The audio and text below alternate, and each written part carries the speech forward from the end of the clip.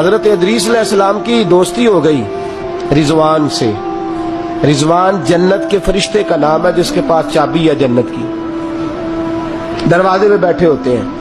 رضوان اس فرشتے کا نام ہے. تو حضرت ادریس کا یارانہ تھا, وہ ملنے آتے تھے جناب ادریس علیہ السلام کو. تو ایک دن حضرت ادریس کہنے لگے تو خود تو یہاں کی سیر کر جاتا ہے, مجھے کبھی کرائی نہیں, آپ بھی کر لیں. تو فرشتہ آپ کو جنت دکھانے لے گیا.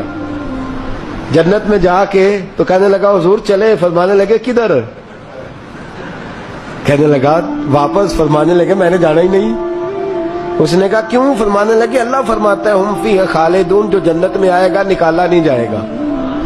تو کیسے مجھے نکال سکتا ہے؟ کہنے لگے جناب آپ نے سیر کا کہا تھا. فرمایا سیر ہی ہے یہ, اس لیے کہ جنتی ساری عمر ہی سیر کریں گے, وہ سیر ہی کریں گے. سفر تو تھکا دیتا ہے بندے کو, یہ سیر ہی ہے.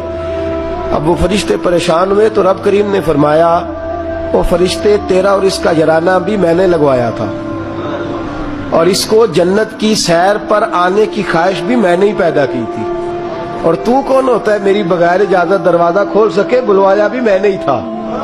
اور یہ جو میں نے کہا نا اڑ جا, یہ توفیق بھی میری ہوئی ہے.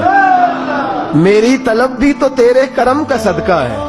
یہ پاؤں اٹھتے نہیں بلکہ یہ اٹھائے جاتے ہیں. تو جب بلا لیا ہے جنت میں داخل کرا لیا ہے, اور جنت بھی وہ والی جس کو میرے رسول پاک کے قدموں نے جنت بنایا ہے, وہ جنت جس کو ریاض الجنہ کا لفظ دیا ہے, حضور نے جنت جس کو بنایا ہے, وہاں تک پہنچ جائے. یہ ہے ارض جنت, یہ طیبہ کی زمین ہے ارض جنت, پر زمین کس کی ہے؟ کیسا عجیب معاملہ ہے. یہ ہے ارض جنت, یہ طیبہ کی زمین ہے. جنت بھی یہیں, کیونکہ مالک جنت بھی یہیں ہے. جنت بھی یہیں, مالک جنت بھی یہیں. جنت بھی یہیں تو مالک جنت بھی